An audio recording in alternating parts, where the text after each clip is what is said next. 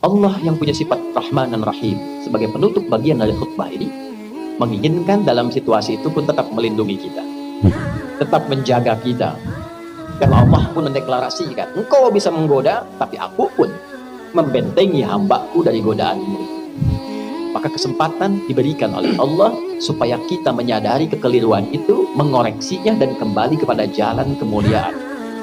Tidak ada manusia yang tidak salah selain Nabi dan Rasul. Tapi diberi kesempatan oleh Allah dari kesalahan itu kembali menjadi soleh. Saudara, bila kita mengoreksi yang salah menjadi soleh, tidak baik menjadi baik, maka kebaikan yang dihasilkan dari sifat korektif dari yang tidak baik itu disebut birrun namanya. Birrun.